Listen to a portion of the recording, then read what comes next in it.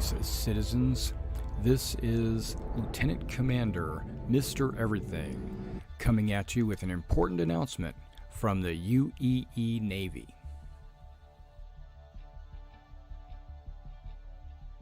The 1st Naval Aerospace Squadron, the Lions, is recruiting.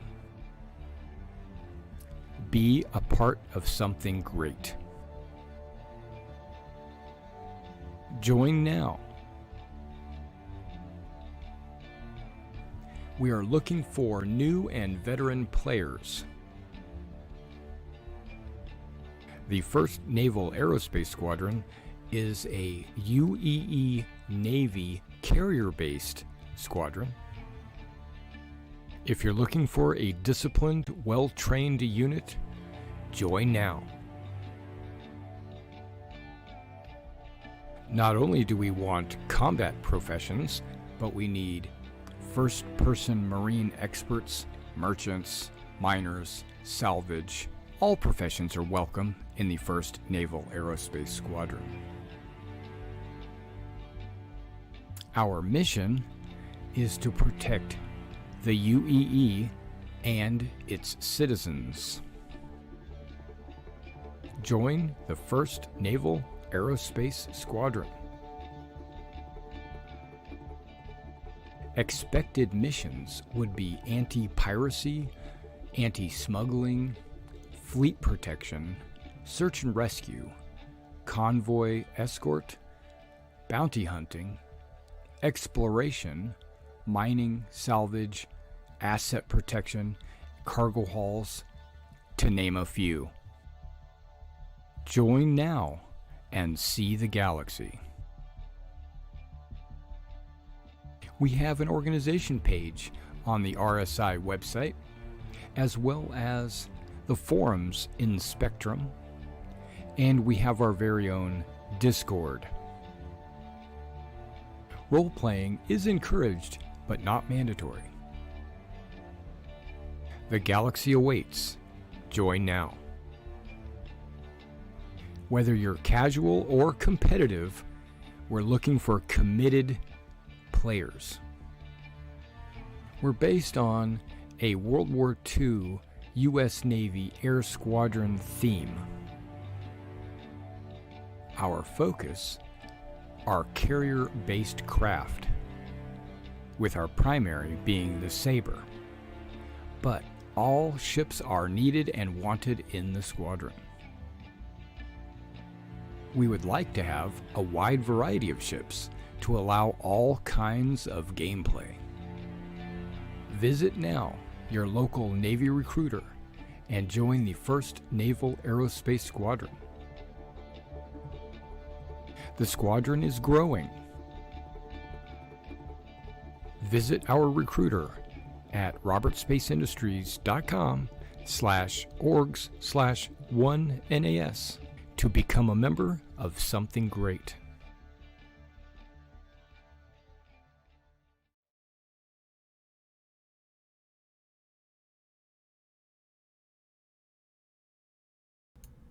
All right, let me bring the the microphone down.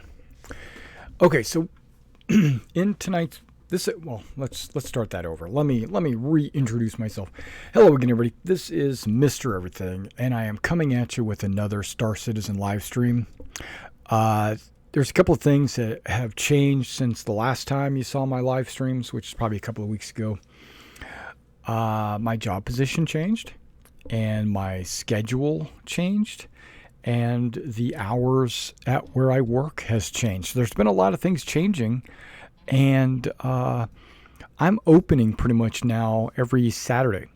And so I'm unable or unwilling to stay up at midnight on Friday nights to play Star Citizen on live stream and have some people chat with me and talk and have a good old time, because I would have to get up super early on Saturday morning and get into work.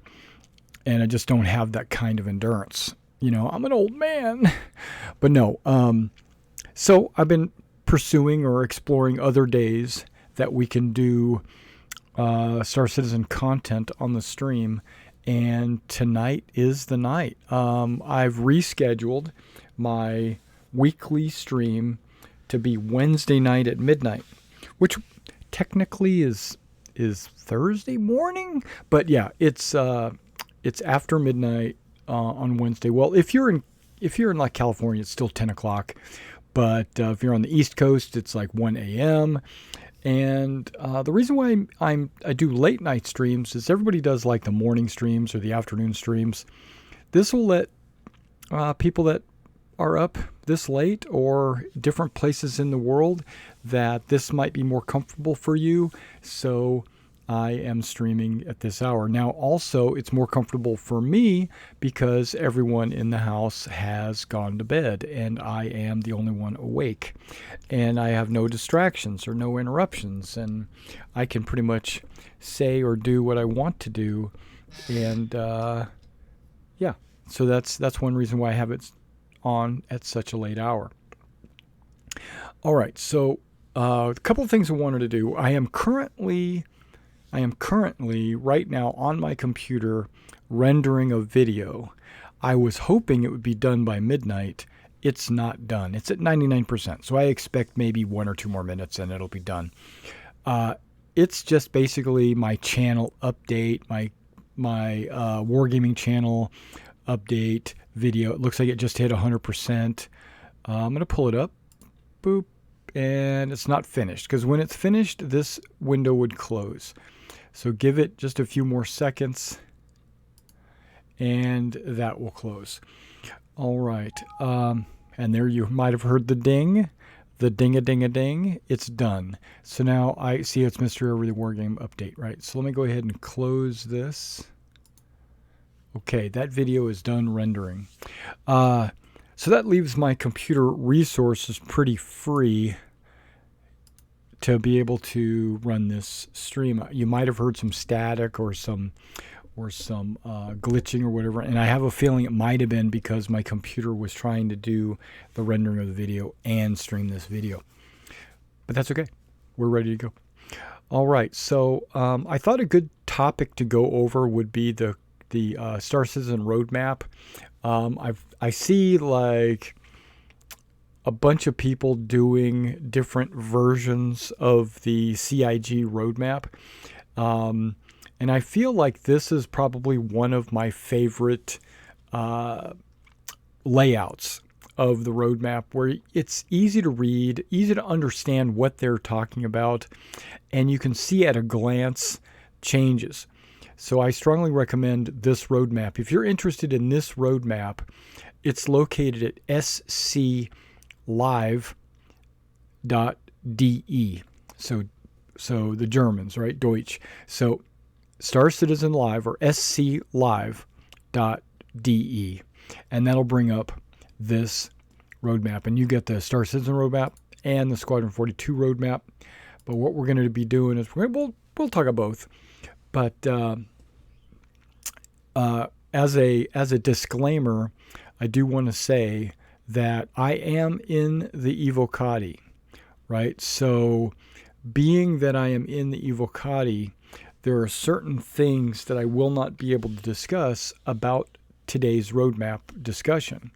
By the time this roadmap is updated on Friday, I won't be able to speak to it again until next Wednesday night, remember, because I'm only doing this once a week. So I feel like I'm coming in late to the game because everybody's jumping in on the weekend, making their videos. You as an audience, if you're starving for Star Citizen content, you're probably watching their videos. And so my videos, I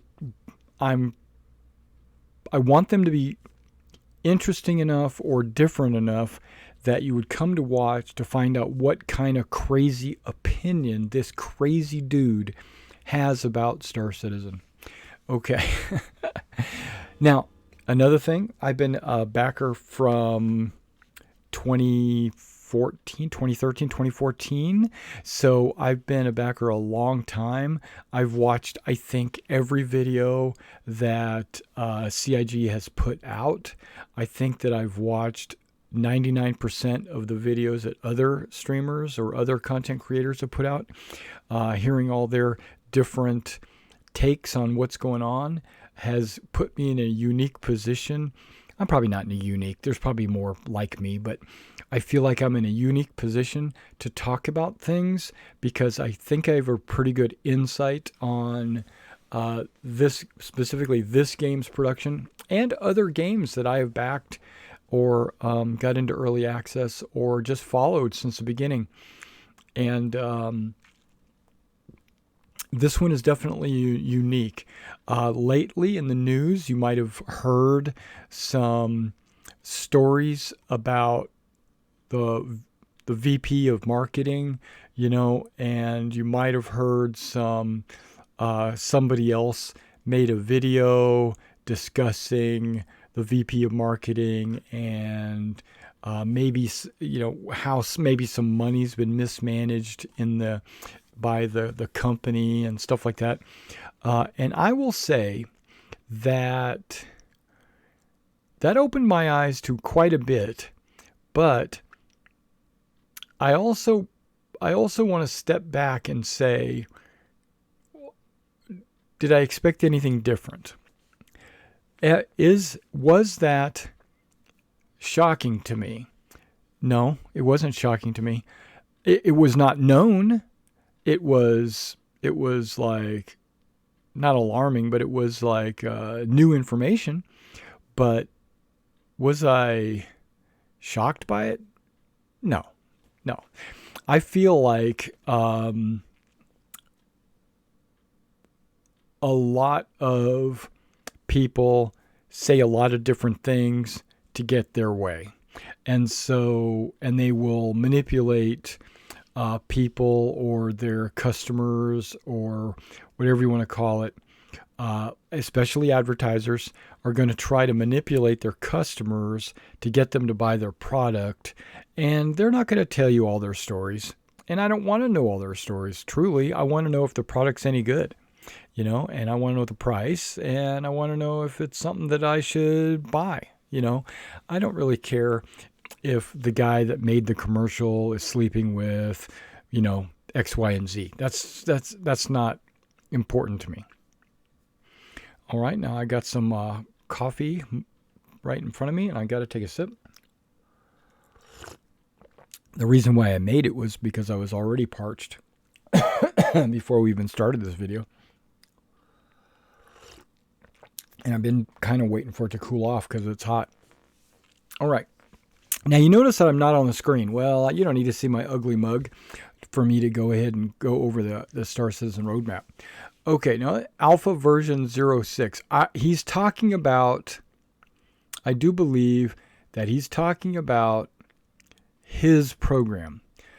This character, this guy down here at the bottom, Nastu. Right?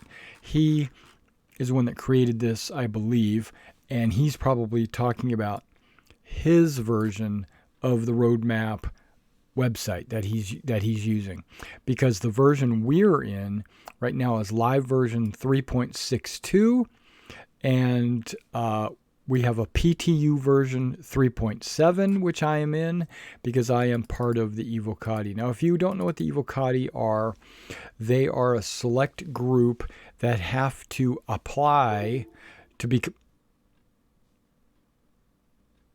I don't know what that was. I'm looking at my stream. It looks like it's still going. Yeah, I heard some noise on my channel. It just boop, boobity ba doop. Okay. Well, if not, that's okay. So you have to apply specifically to become an Evocati, and then you have to be approved to be Evocati, and then they give you access to a certain spectrum that you get to see what other Evocatis are saying and what they are trying to direct the Evocatis into testing. You get access to the PTU about a week or 2 or 3 or 4 ahead of the actual it going live to the public PTU. And then and you're under an NDA that you have to sign and fax back to them, which is a non-disclosure act, which means you can't talk about secret information, basically. And so if something comes up that I can't talk about, then I will just let you know, hey, I can't talk about that. But as of right now, I haven't really experienced, I haven't come across pretty much anything I can't talk about. I try not to like reveal things like new guns or new ships and stuff like that, but I can talk about new guns and new ships as long as I don't give any specifics, right? So that's not going to be a problem, I don't think. Now, there's also other Evocati members out there that will post pictures or videos in places that they know other people have access to, and then those other people will take those pictures or videos and they will post them on websites like a leak site or something. And then, so I know there's a lot of unscrupulous, dishonest criminals out there that are, they ignore the fact that they've signed a legal agreement, which was an NDA, or they don't care. And that means they're the worst kind of criminals, right? So, and I would like to hope that I am not one of those. Okay, so let's go ahead and let's get into the roadmap, and then afterwards I might be able to talk about something else I want to talk about. And if you have any questions, you can post them in the chat. I've got the chat open on my left monitor right now, where you can chat with me, and I will be able to respond to those. And I will hold off on responding to any of these questions that you might post until the end of the video. So if there's anybody up this late at night with me, listening to my soothing voice, please go ahead and post some comments. If you have any comments or questions specifically, if you're new to Star Citizen, or you want to learn about Star Citizen, or you don't know what Star Citizen is, ask me the basic, most simple questions.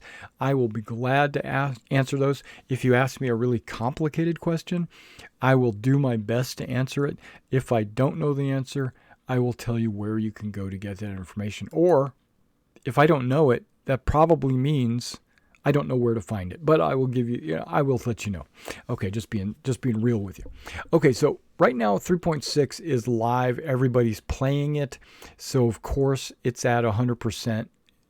And it's not being added onto, because they're preparing to release 3.7. And according to their own roadmap, because all the data on this page is drawn directly from the CIG roadmap, they're at 94%. And you can see that right here, 94%. That has increased since last week by 3%. All right, so we're not at 100%. 100% would be 3.7 is finished. Now, do I believe that 3.7 will go into the wider PTU before it's at 100%? I do. I feel like it'll probably be 96, 97% this coming week, and then be released to the wider PTU, and then they'll finish that last 3% with the public PTU. Okay, so there are categories on the roadmap that they have different teams working on. You've got a character team, you've got a locations team, they make maps and stuff like that. Then you have the AI team, they're working on the coding of the NPCs to actually respond and react properly to situations. Then you have people making missions. The people that are making missions are not the people designing locations. They're not the people making characters. But they do have to work with all these other people to make the gameplay function. Okay, so there is an intermingling. AI can't do the AI unless they have characters to work with to give AI to. And they can't give AI places to go if they don't know where the locations are. You get the idea.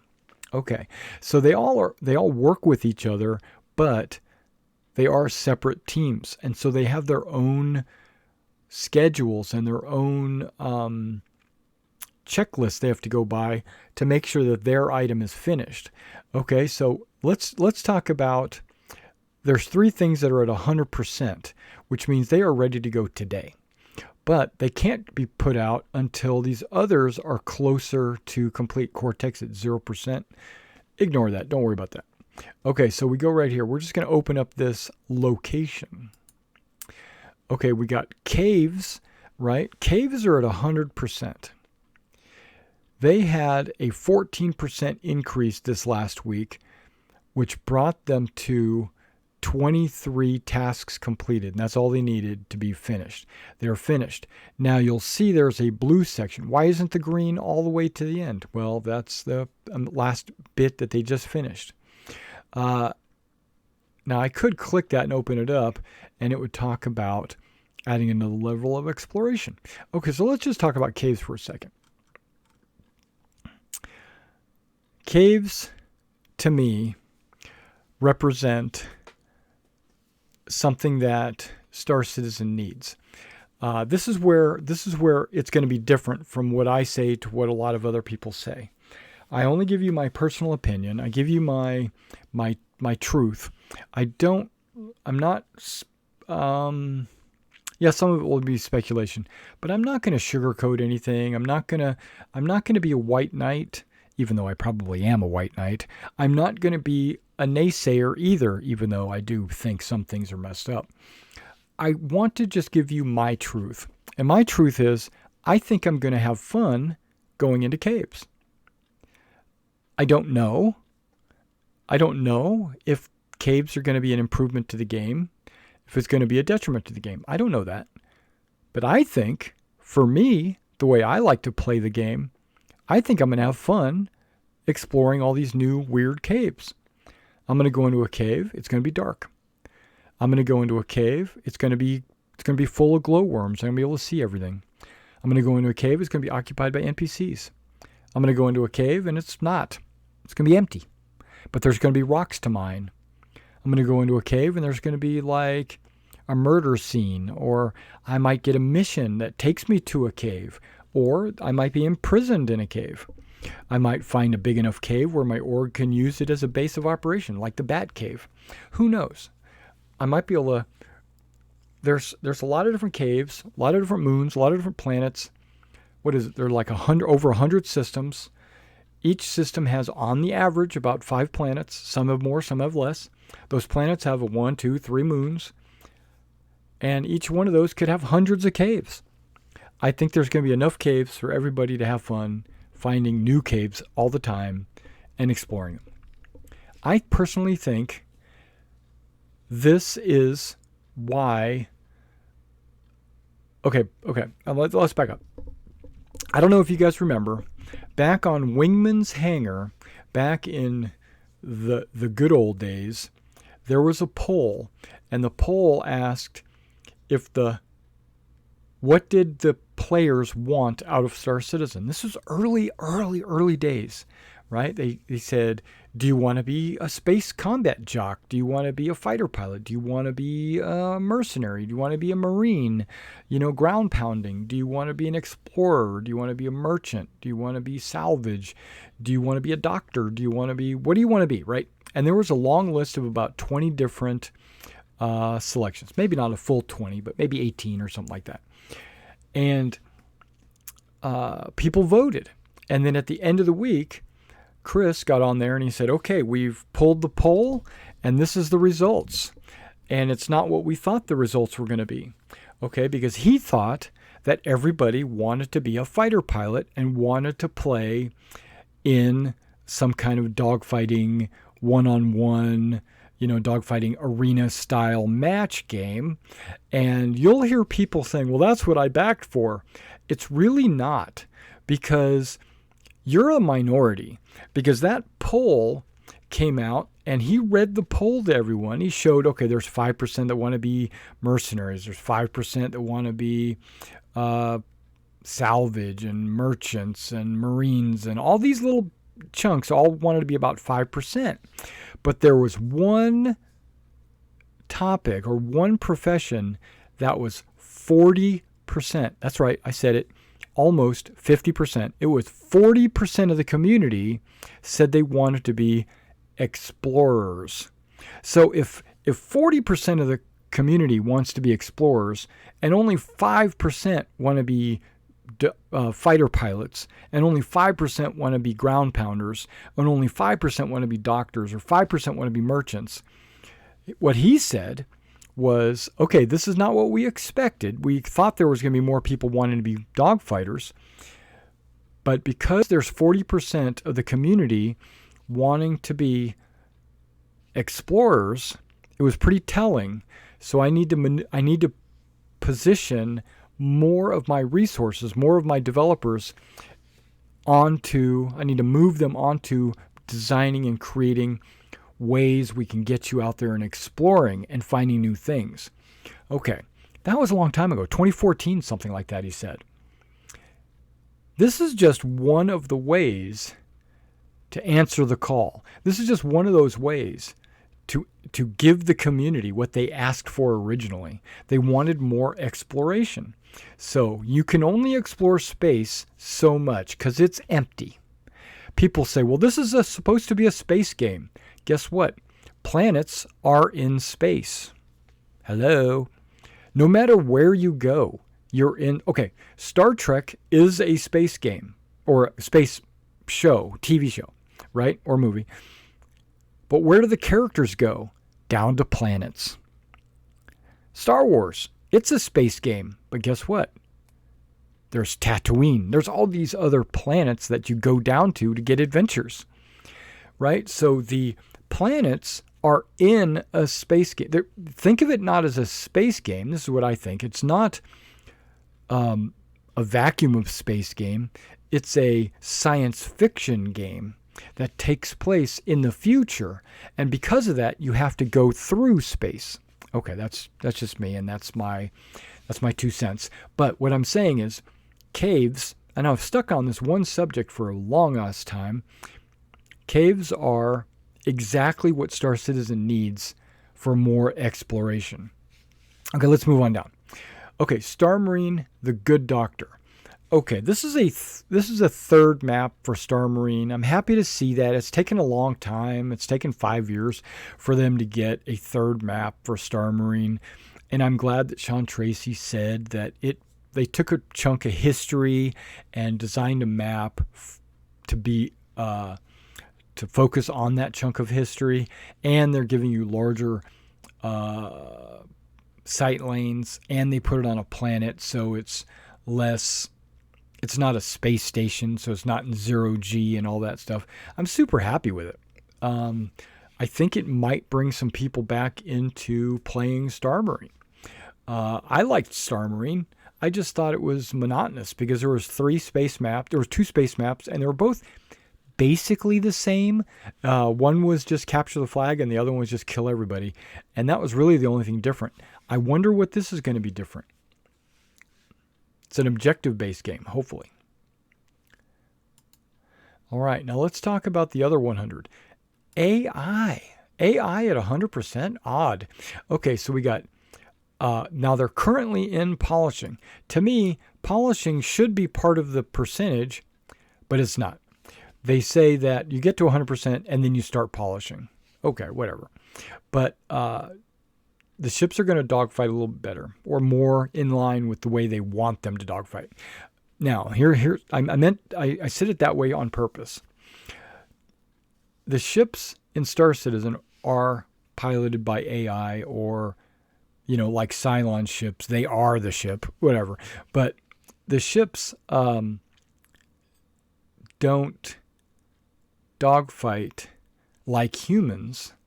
They dogfight like AI. That's the way it's been in the past. See, how do I explain this? If Chris wants players to kill the AI, they're not going to be overpowered. You might be asking, man, these guys are easy, or I need these guys to be stronger. Really, you don't. You're just a good pilot. Okay, you probably are good and you know what you're doing. But remember, there are 2.5 million other people, probably not, probably like 1.5 other million people playing this game, and not all of them are good pilots. Okay, and Chris doesn't want to take advantage of those guys. He wants to give them an enjoyable experience. So when they say that they worked on the AI and they got the AI working the way they want it to be working, that doesn't mean they're going to be hard. It just means they're going to function properly, the way they want them to function. So don't get out there and shoot a bunch of AI down and say, nothing happened, these guys still suck. Well, guess what? They're supposed to. You're supposed to be able to just mow through them. Guess what? You're the hero in the story. You're supposed to be better than them. It's not supposed to be challenging. If you want a challenge, you got to get on PvP. Okay, you got to find a player to be challenging. Okay, moving on. And even then, half the players you meet are not going to be challenging because they're not good at flying. Maybe you're good at it. Maybe you practice it. Because because you want challenge, you probably have practice. You probably go into Arena Commander with your buddies all the time and you shoot each other trying to develop new techniques and strategies, and that makes you a better pilot. And because that makes you a better pilot, when you encounter another player, maybe a player who's just going about his business, just because he's a player doesn't mean he's a good pilot. And these AI are probably not even as good as that. Now, they do have a bar scale that they can make AI stronger or weaker depending on if they're bosses or whatever. But still, I think players will always be better because of the practice. But there's also players out there that never practice. So you gotta weigh that a little bit. And then there's AI combat, like human AI combat. So what they're talking about is on ground. Are they going to throw a grenade? Are they going to take cover? Are they going to use auto fire or single fire? Are they going to back up? Are they, that kind of stuff. I'm looking forward to that. And the last 100 is the weapons. Okay, they've got 2 entries again. You've got the salvo frag pistol and you got the laser cannon. Okay, the salvo frag, let's not talk about laser cannons because they're just basically it's just another laser cannon. But the frag pistol is kind of unique. First of all, it's shaped kind of weird, but that's just, what do you call it? That's just aesthetics. It's still a slide. It opens, there's a hinge in the front, it opens from the back, you put a cartridge in and slam it down. That's kind of weird. It has a big caliber bullet. They said 50 caliber, I think. It doesn't seem like a 50 caliber pistol, but it also has the charging mechanic where you can hold it down, and then when you fire it, the bullet is fragmented into a shotgun blast. That sounds all well and good, but I think a powerful bullet should always do more damage than a shotgun. That's just my opinion. If someone's in no armor, then I think a shotgun should do a lot more damage. So I've said this since the beginning. Having a history in the military and having a history working at gun ranges, I know that shotguns are powerful. Because they have like a number of bullets. Basically, you think of all the little pellets, a number of bullets going out at a fairly rapid rate, and they spread out, and so you got a good spread and everything. But that's based on hitting a target that is not wearing, any kind of body armor. Once you start implementing body armor, those little pellets can't penetrate. They should have no penetration. Yes, there's a lot of them. It'll knock the guy down, knock the wind out of him, of course, but it's not going to penetrate any kind of body armor. Okay, that's just me. Okay, so we close that.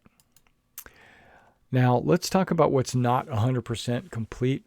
let's look at characters. Apparently, they're going to be working on a character customizer. You might have seen this already in Around the Verse or Inside Star Citizen or whatever, where they show the little bar slider. You pick your primary head and you pick your secondary head, and then you can slide back and forth between your primary and secondary. I'm kind of glad they got rid of the third head. That was, why did you even have it in there? And that you can pick the nose, the eyes, just by clicking on them and then sliding. I thought that was a good addition. They increased 2% this week. And they're at 91. It looks like they need just a little bit more to go on that. And then the next one was the rucksack armor. You basically buy a certain type of armor and it comes with a rucksack built into it. I don't like that. I personally think a rucksack should be a separate piece than your armor, and you should be able to attach it to your armor. So you know how like you have rifles that are attached to your back? I think the rucksack should occupy both of those rifle attachment spots. So you got some medium armor on, you throw a rucksack on, it should take up both of those spots and then maybe grant you another rifle spot on the side of the rucksack, so that you sacrifice, this is just me throwing out my opinion, I think you should sacrifice your two slots to put the rucksack on, and then that rucksack itself would have another slot that you could put a rifle on. Because putting the rucksack on when you have two rifles on, or one rifle on the side or whatever, just doesn't look right. And I don't like being forced to have a certain type of body armor before I'm allowed to have a rucksack. A rucksack should be a separate piece that I could throw on my back and go. That's just me personally. I think they went about it the wrong way. It was probably, honestly, an easier way for them to go. If you like it or dislike it, get on the forums and make sure you comment as well. Okay, so next thing would be gameplay. There's 10 entries here. They're 97%. They had a -1 progress. What that probably means is that they've added a feature or a task to one of these teams and they hadn't completed it yet. So by adding a task, then that reduced their percentage. Okay, so they're polishing ship rentals. So you go up to the terminal and you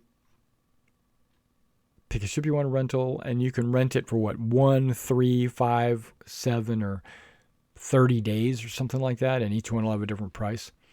That could be a topic of another video, ship rentals, because there's a lot of the community that think that ship rentals would be a negative for the game. Others think it's a positive. Some think it's too high priced. Some think it's too low priced. And I'm not going to go into all that. Proximity assist. That's if flying near the object, slowing down. Okay, so this is finished. So when you hover, remember in 3.6 you have a hover mode, and like you tilt forward and you fly forward like a helicopter, or you tilt back, you would stop, or fly backwards like a helicopter, left, right, exactly just like a helicopter, which I was okay with that. I think that that's actually a good mechanic.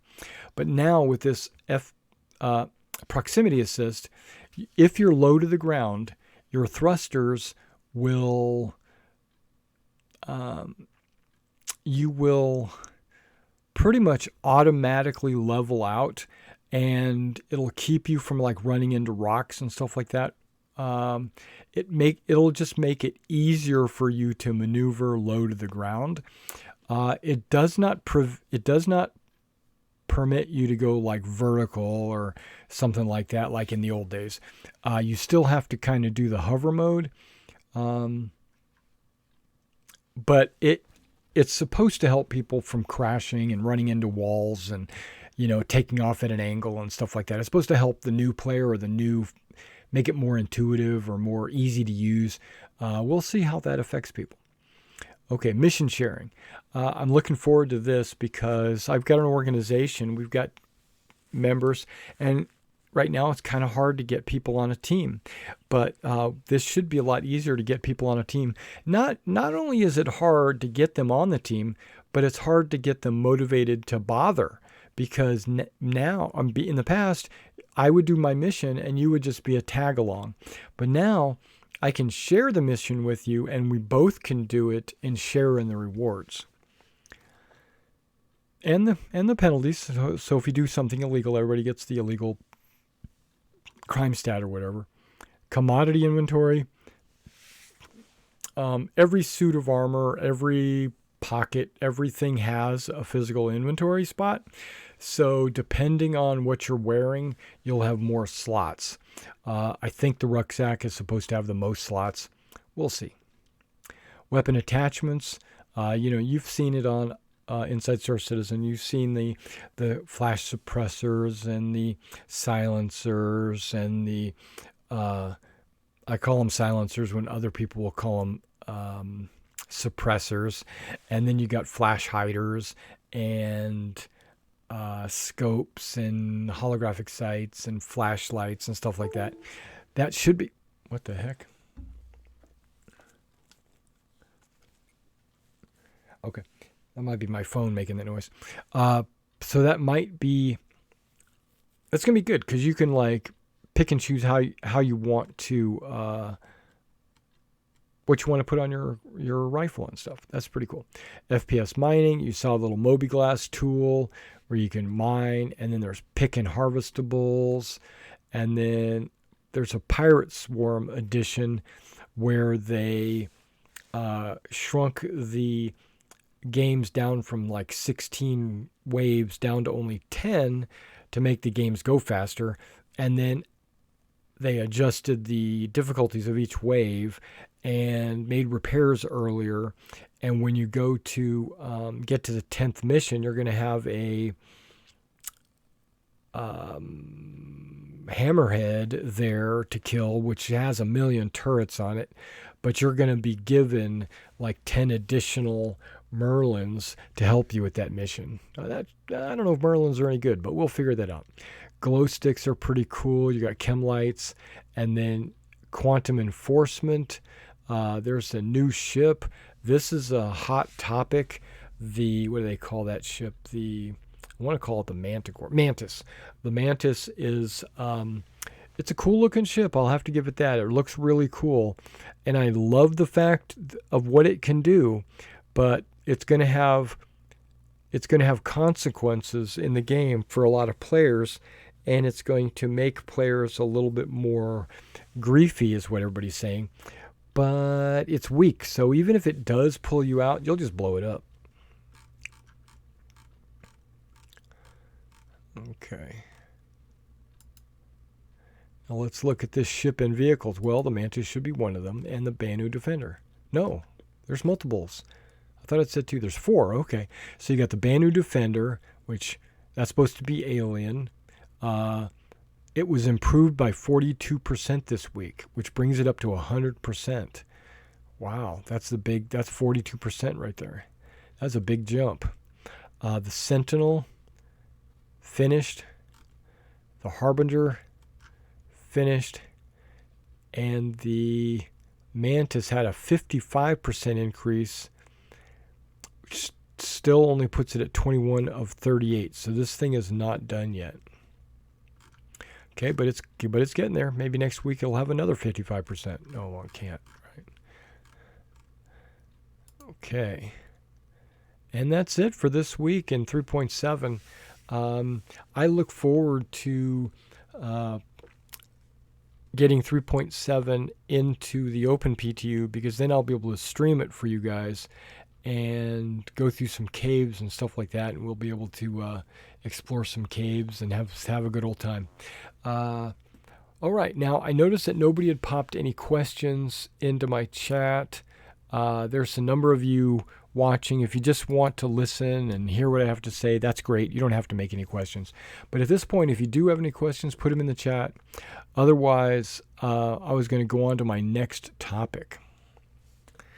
Get a drink first.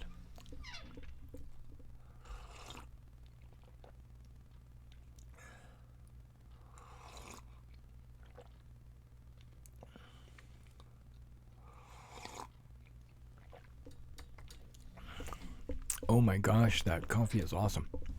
Okay. I want to jump into, I didn't realize that I missed out on this. I want to jump into Squadron 42 roadmap. Just looking at it like this, without any, you can see that they've almost finished. They got, was that 59% of Q2 already finished, but that's alpha optimizations, right? So how do you get this done? Because they have certain things finished over here, and those teams that were working on them didn't have any other projects, so they went ahead and started optimization. So that's why you have a large optimization. But and some of these guys on this team or this team, when they got finished, they were moved on to this team so that they could start working on this because they didn't have anything else to do. Beta can't really start until everything else is finished, and then we jump into beta, or maybe only the Evocati or someone. Okay, so let's open up Q3, because that's the queue we're in, right? There's supposed to be 3 characters, and you can see that core tech is at 100%. Let's see what that is. Mission logic. 1 entry. Okay, so implementation of the functionalities exposed to the mission system that allow the design team to set up and exercise the flow of the different missions that will then converge into the global campaign. Part of this task will focus on building easier ways for designers to set up the initial scenes.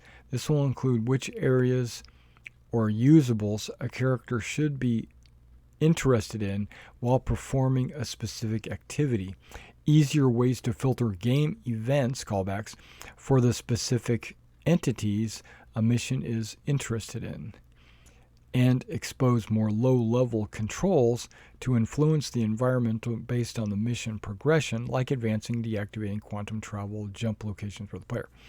Okay, so you probably saw the vertical slice, I don't know, was it a year ago, 2 years ago, where the captain gets on there and gives you your mission. Okay, well, someone had to, ahead of time, generate that mission, script it, knew where the actors were going to be, knew where the mission was going to take place, how to get there, what the waypoints were, and all that stuff. He had to design all that. Well, this system here apparently will make that design process a lot easier so that they can create more missions quicker in Squadron 42. So really this sounds like it is for the developers. All right, that was core tech. All right, so let's go down here to ships and vehicles, which is at 83%. There is the Javelin. Okay, now we know that there are some backers that own Javelins. There's very few, but there's some backers that own. That's a destroyer. That is an Aegis Javelin destroyer. 58 of 68 finished, but this week there was no progress made. So basically there's probably people not bothering to touch it. Same thing with the military Idris, the Idris M. The Idris M had no progress. It's still sitting at 80%. A lot of players have the Idris. You saw the Stanton. Yeah. So building, implementing, and balancing. Okay, it's hard to do when you don't have anything to balance against. Okay, so let's look at the next highest one, AI. Usables. Okay, so usables are 82%. Basically, a usable is anything that you can pick up and inspect or use or put in your backpack. Anything you can hold in your hands and move around and then place, that's a usable. There are other usables, types of usables like screens, buttons, UI, and weapons. Those are all usables, but a different type of usable. The usable they're talking about here is a wide variety of interactive objects. That didn't improve at all either, and they're stuck at 82%. Now, walk and talk. Okay, this is kind of important, or kind of like something I'm interested in. A system of animations to support NPCs being able to walk alongside you or other NPCs and maintain a believable conversation. So I don't know how that's going to be implemented. You're going to be walking along. They're going to be walking along with you. They're going to be talking. What are you going to have? Inner thoughts to respond to them, and then they will respond to what you say. And all in that time, they're also going to be following you and walking with you, looking at you and walking, making sure they don't run into other AI. Yeah, it's going to be interesting. Now we got human AI combat. Did we not just already talk about that? Yes. And they got 0% increased on Squadron 42. Well, I think that might or might not be a lie, because I think it's being increased in the PU. And if that's the case, it's also going to bleed over into Squadron 42. Next one is characters. Okay, I got to click on that just so I can get a better picture. Concepting, creating, and implementing the naval gunner outfit.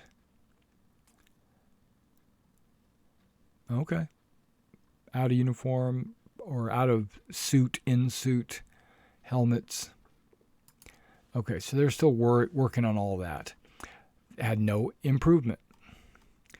And I thought they were dedicating a lot of their resources to Squadron 42. So why is there no increase in all this stuff? And then you got Basilisk armor. They're at 35%. No increase.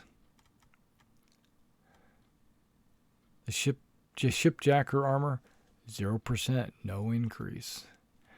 Okay, that's alarming. Squadron 42 is supposed to be their primary focus, and I don't see any improvements on anything I'm looking at. Okay, let's look at, last thing, gameplay. Nav map to radar. Okay, having a radar, I really like that on my screen. But I also like the Mobiglass F2. That no increase, 50%. Power systems. Okay, I have a feeling that that's more for the bigger ships. Expanding the existing power system to provide systemic connected gameplay and environments of vehicles, including connecting the door, lighting, and lift systems to the power. Okay, so basically it's just everything that needs power needs to have imaginary power going to it. Think of a door, think of a light bulb, think of a toilet. You know, anything, maybe not toilet, but anything that needs power needs to have imaginary power lines ran to them. And yeah. And they're saying things like EMP should be able to disrupt your doors and everything. Okay, that's cool. Okay, so it doesn't look like it shows zero progress. 0% progress has been made in this quarter. There's 1% made there, 1% made there, and of course 0 there. And I'm not going through all these other subjects, but you can look at this yourself. Go to sclive.de, and then you can go /Squadron 42 if you want, or you can just click the link right there. That's the main one, and then that's the Squadron 42. And then over here, they got the highlight log. That's something I wanted to kind of go over.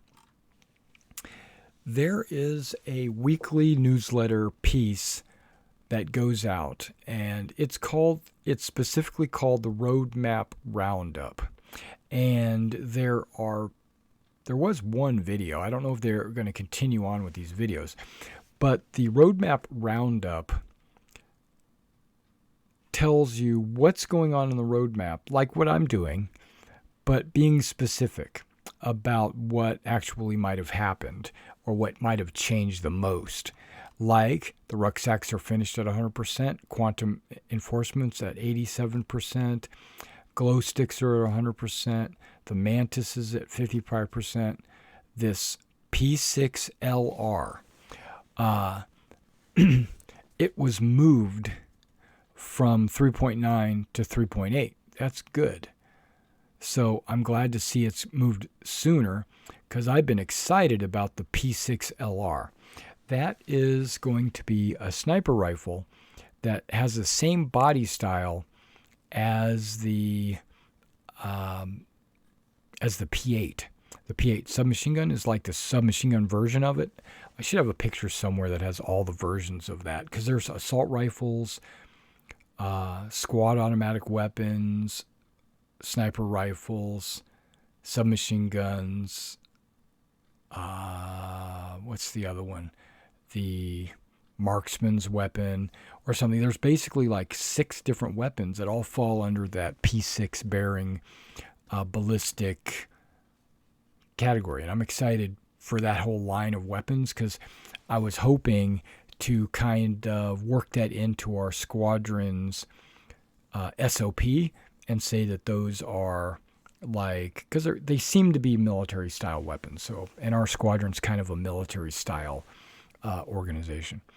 All right, now the Clausen Werner Sledge Mass Driver revision. I'm excited about that, but that's moved back. So from 3.8 to 3.9. So they're pushing that back. And then there's a grenade launcher. They put that into 4.0. So yeah, they pushed that way back. Off-world laser technology Parallax assault rifle. Interesting. Removed from the roadmap. Okay. So that's interesting. Glow sticks. Last time we saw them, they were scheduled, but now they're in 3.7. No, removed from roadmap. No, they're not. They were up in the roadmap.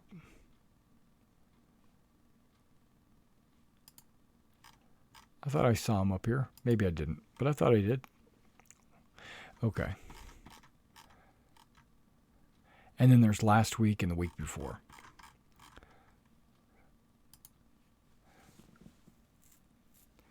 All right, guys. Well, if there are not going to be any questions, I think that's where we're going to call it for the evening. It's a little bit after 1 o'clock, so we've been streaming for about 45 minutes. And I appreciate all you guys coming and checking me out. I see that on Twitch, we've got quite a few people watching, nobody talking. And remember, we're going to do this. Well, next week, hopefully it'll go to 3.7. We'll be live to the PTU or live, and I'll be actually able to do some gameplay. I don't want to log into 3.6 and do any gameplay tonight because I've been doing so much 3.7. I don't want to go back. Sorry about that, guys. But next week, we should be able to do some gameplay, 3.7. I'm going to be doing this every week. We start around midnight, my time, which is central. And I'll see you next time. You guys have a great night.